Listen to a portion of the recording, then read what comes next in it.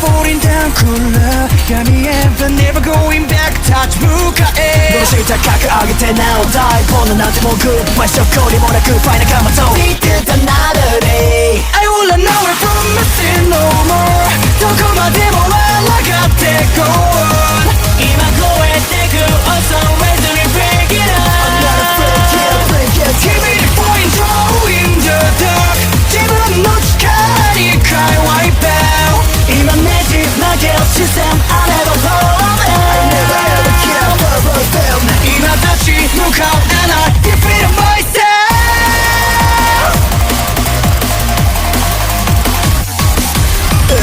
I got ghosts, keep myself safe from back foot I got ghosts, keep myself see a suspect Time away from me, stop my shadow Smooth, let us set my tongue on this fix I can Nobody knows, cause I can't flow Live fast for the Oh my god. I guess I'm gonna do a TikTok for the rest of my freaking life. Damn. Except for the Facebook and Instagram and What YouTube. kind of content has he been making? Oh man.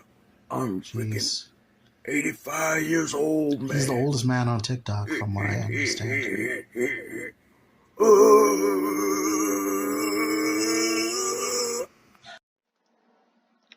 Hello YouTube, I'm back again with another video. This is gonna make you laugh, and I'm sure you guys know why, because you see an old man. I don't want to, of course I'm gonna be respectful and say his name. You have a senior man named Jeff Leonard playing regionals with his son. So although this is not too recent, this is like back in September 9, September 2019. I'm not sure which regionals it took place at, cause I can't recall everything. I can't recall everything that happened 4 years ago, 5 years ago. And here again, I'm not trying to make fun of anybody. It is funny because I'm sure you guys are fully aware why it's so funny. This is the first time I've seen an old man play Yu-Gi-Oh! Not just play Yu-Gi-Oh! in general, but at regionals, and we're seeing this in front of us on camera. So I want you guys to be able to witness this. As of course he's going to be showing his deck profile. For those who might not know too much about Yu-Gi-Oh! I'm not sure if he topped 16 at regionals. That's very impressive. So of course it's definitely worth seeing somebody like him top regionals, just to see like unique players that are getting into Yu-Gi-Oh! But I'm not gonna lie, when I first saw this, I'm not talking about right now. When I first saw this, I couldn't help but laugh. And there's no disrespect to Jeff Leonard. I'm sure he did a great job. He has a lot of insight, definitely a lot of skill, knowledge, effort, and how to play this game.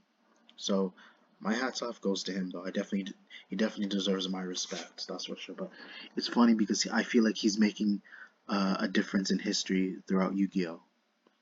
Because I need people to name me any other senior player that actually went to regionals. He's one of the very few.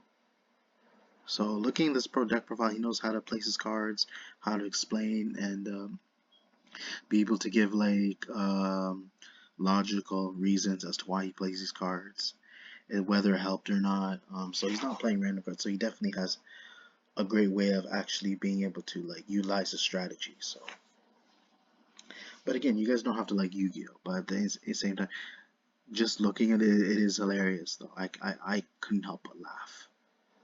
This is something. This is the first time this is something very new. Like, so this may be the last time I see something like this. Who knows? But at the end of the day, it's very funny because when people look at Jeff Leonard, they think of like Yugi Moto's grandfather, Master Roshi, whatever. Like he's the teacher or whatever, and he's the one that's like putting people in their place with his skills and stuff. And he's here to teach people how to become better duelists. And of course, people love to learn from him. Yeah, for those who actually want to learn Yu-Gi-Oh, you definitely might want to take some advice from him. But we're just gonna see a lot of the card choices that he's playing. It's more interesting to look at the cards as well as me discuss the video. So, and of course, I'm gonna give Simo a shout out for him capturing this footage. Of course, he's a way popular YouTuber than I am. But again, this is just, again, you guys, who knows, we might not ever see it. So I want to give you guys the opportunity to watch this clip, just to show that there is proof that there are actually seniors playing Yu-Gi-Oh. So this is proof that it doesn't matter how old you are. Like, I don't know, I would say he's in his 60s, not 70s. So, but we need a diverse community, you guys. I gotta be 100. It can't just be just men playing Yu-Gi-Oh. It can be like women, obviously, teenagers. If they have the knowledge, they have the experience, and they're having fun, let them partake in the tournament, just to make it worthwhile. Because I would hate it where it's only guys playing Yu-Gi-Oh, or any card game in general. Because at least because and I want to explain this too. With Yu-Gi-Oh, you hardly see any girls playing Yu-Gi-Oh at a local tournament, and that says a lot about the company. That means they're not doing their job. And if you can manage to bring a certain number of people besides just men, like if you bring like completely different people, whether it be like females, seniors, teenagers, whatever, different colored people, that to me means you're doing something right. That means you're actually succeeding and actually building a community, because that's also the whole purpose of making a successful card game, building a successful game, is to have people rejoice with each other, regardless how they look or where they come from. So, and again, I've been basically preaching about this, that more should come, like, of having different people get into the card game, and it's their choice. You can't really force someone, peer pressure anybody to like certain hobbies, but it all depends on how they take in everything and whether it's worth their time or not. So because you can't, especially if they're not learning anything, they're still having trouble comprehending the game, then of course this is definitely not the right game for them. This is definitely not something that they should partake in. But again, just look into the deck profile.